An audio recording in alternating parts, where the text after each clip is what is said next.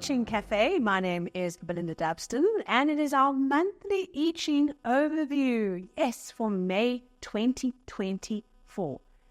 As we get into this episode, we first say goodbye properly to April 2024 as we recap what we're being asked to pay attention to. We had Hexagram 41 decrease. Okay, we had this energy of focusing, being laser focused on what was really important. Remember, I talked about getting to grips with the number one thing, that's the number one thing, and navigating through the month by consciously reducing excess, putting down our time, money, and care where it's going unnecessarily into things, decreasing that and prioritizing the important things, the things that we are building. Accepting that perhaps the bank account went, particularly in the first 2 weeks of the month, and our energy perhaps dripped, all right, and dribbled down to a low. That's okay, all right. We were asked to invest in our future, and that might be making decisions around how do we focus and make sacrifices now for the future we are wanting to create. Plus, we had Hexagram 63 after completion, all right? The finishing of the finishing, all right? The process of completion, of endings, of cycles, of things coming to a close, and doing that well. Yes, there is an energy with that hexagram of death, okay? It's the ultimate end of the physical experience. You might have found that people around you or loved ones or friends had been passing in April. It's an energy of 63 after completion, right? It's the finishing of the finishing. The finishing has begun. Our task is merely to finish what had already begun to finish. Okay. So if that is the case for you, I send my condolences and thoughts to you. Very difficult to say goodbye and to release people from our lives as they have moved on to new adventures and left behind the physical suit and gone on to seek higher things in new life experiences. So we wish them well too. May. Okay. I said to you, there was a bit of a theme over the last few months of sorting things out, tidying things up, the decrease, the endings, 63, finishing the finishing. And I said to you, I think in the April episode, what comes next? Because Hexagram 63 is the end of the cycle. Okay, it's the end. It's finishing the end. What comes next? What do we see in May? Well, the beautiful synchronicity that is the I Ching, because we have Hexagram 1, the creative. Okay, so our main theme or flow of energy for May is Hexagram 1, the creative. It's the beginning of the new cycle. Whatever we were closing off, whatever it was completing, and we were finishing the finishing on in April, it's new energy time, new cycle time. Okay, so I hope that you committed to finishing things really well in April, because this new energy, wow, okay, the dragon is here. So Hexagram 1 is the beginning. It's ultimate father male energy. It's a doubling of the heaven trigrams, okay? It is the symbol of the dragon, this mythical power creature breathing fire, merging up into the sky and swirling around and bringing power and mythical creative energy of manifesting, okay, of breathing fire, of this all this power and energies, the creative potential. This is not about doing art, okay? The creative is not about, I'm not creative, okay? It's not about that. This is about your creative energy, okay? We all have it and we direct it in different ways. This is a new beginning, a new cycle, something new comes in, a new phase of life, a new approach, something new starts for us in May, okay? And it is an energy where we have to kind of harness it, and we have to be in principle, we have to be wise, we have to be like the Father figure symbolically of taking care of his creative energy, of focusing it, of being in principle. But it is just, okay, this is, imagine going to a Chinese dragon festival, okay, or anything where you have this like, wow, the drums are beating, poof, poof, poof, poof, and the colors and the bells, and that's the kind of energy. It's new beginnings. It's a rebirth. It's a new beginning. It's a new start. It's a new cycle. It's new energy. It's creative energy. And our choice is, how do we apply that creative energy in principle? How do we direct it? How do we understand it and work with it? Like a fire hose, right? If you're not a trained fireman, you can stand with the fire hose and they put the water on. It's still all over the place. How we direct that creative energy, right? We direct it to manifest something important. So wonderful new energy for us. But any new energy that's like power, pumping through, has implications, has things we have to pay attention to. So we do have two changing lines in the second and the third positions. So let's get into those changing lines. In the second position, the picture created is the horns of the dragon emerging over the horizon. Okay, so our creative energy is emerging. When we have changing line 1, our creative energy is still hidden. We don't yet have power to take action on it. We just have to nurture it. Here, the dragon is emerging over the horizon. Okay, you can see those little horns sticking up. Okay, it's starting to be visible and starting to be seen and starting to be worked.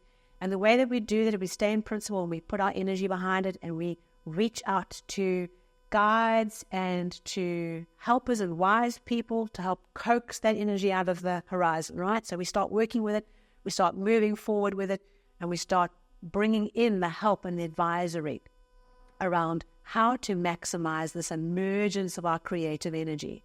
It's coming out of the field of vision. It's starting to be seen. Okay, we are seen for our value. Perhaps there are glimpses of it. People start to see and think, oh, what's that? That's interesting.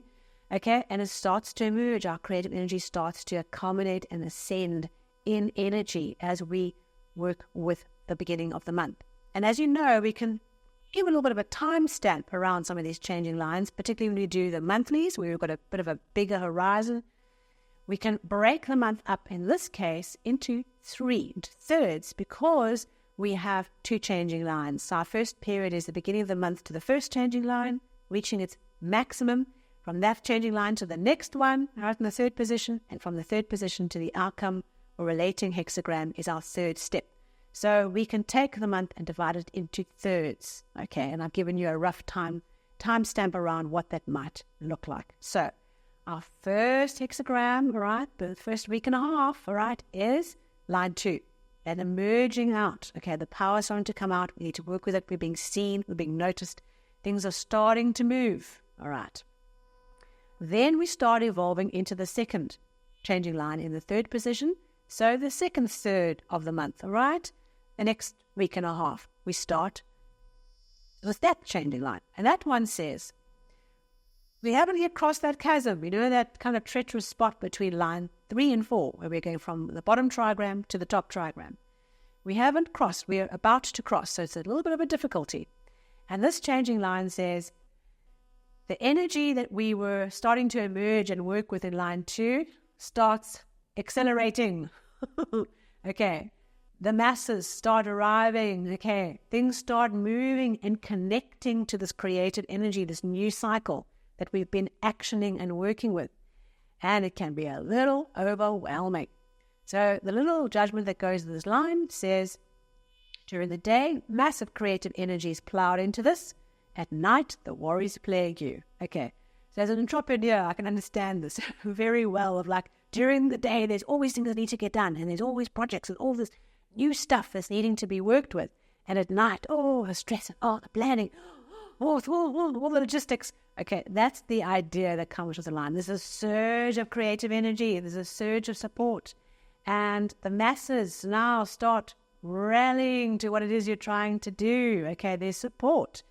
And what we can do is suddenly, when they have a surge of people and interest and activity, you can go into, and lose your principles, okay? You can get carried away by the temptation of it.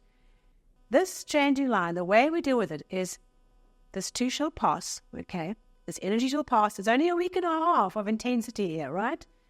We make hay while the sun shines. We put our head down. We stay focused on what's important, and we don't get rattled by all this action and all these things that are happening around us. We stay focused and we just plow through. Okay, we don't lose our minds to the crowd, to the clients, to the suppliers, to the employees, to the family, whatever it is that is welling up here. We don't do that. We stay focused and we do what needs to get done. And we maximize this energy because we're about to cross this chasm. We can easily lose the plot if we get carried away and we don't stay focused. Okay, we can do this. So where do these two energies of these changing lines lead? Because they transform the first hexagram into a second hexagram. We have hexagram 25, innocence, or the unexpected. This is the unexpected pregnancy hexagram. So you have been warned. Okay. So this energy, what this does is the second hexagram fits with the first. They fit together as two evolving stories. I like to think of the second hexagram as your victory hexagram. How do you become victorious with this energy that's in the first hexagram? How do you lead it forward? Carry the creative energy forward through from the first hexagram into an outcome, right? And hexagram 25 is all about disentangling, one of his other names, disentangling from the strings and the attachments and all the complexities that we get all tied up in, and as a result, we land up being unable to act spontaneously when the time comes. Because this hexagram brings the unexpected developments. Not necessarily all positive either, but the unexpected moments, all right? If you have an unexpected pregnancy, whether you want more children or not, that first bit of discovery is, oh, this is a little frightening. Okay, I'm not sure I want this. Okay, so that's the kind of idea. But what happens is we get all tangled up.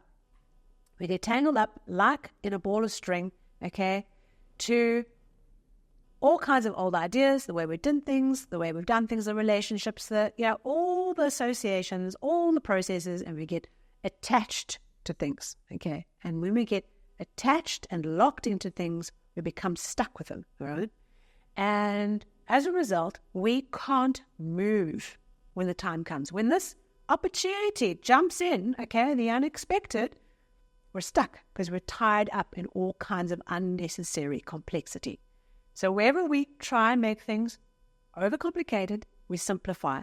This hexagram brings us the opportunity to become conscious of where we are tangled up and unable to act.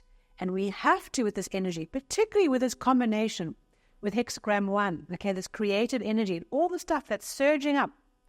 We have to be agile, okay? We need to write that word down. And wherever we are not agile, wherever we aren't able to move in a moment's notice, that is where there is work to do this month in freeing ourselves up, cutting those strings, wherever we are attached to things and tied up in unnecessary complexity. That is where our focus needs to be. I once saw in my living room a tiny little frog that had got caught up in a whole lot of fluff from a carpet or something or a rug, and you couldn't actually see the frog. He was so covered up in this fluff. All you could see was this jumping ball of fluff. And of course, he couldn't see where he was going. And he was all over the place because he was so trussed up in this fluff that had no value to him that he was tangled. Okay, we want to disentangle. And the way that we can work productively, strategically with hexagram 25 is consciously disentangle ourselves from unnecessary entanglements. Okay, where have we become entangled? In commitments, in people, in situations that actually are an entanglement. They're not valuable for them or for us. We need to disentangle and be free.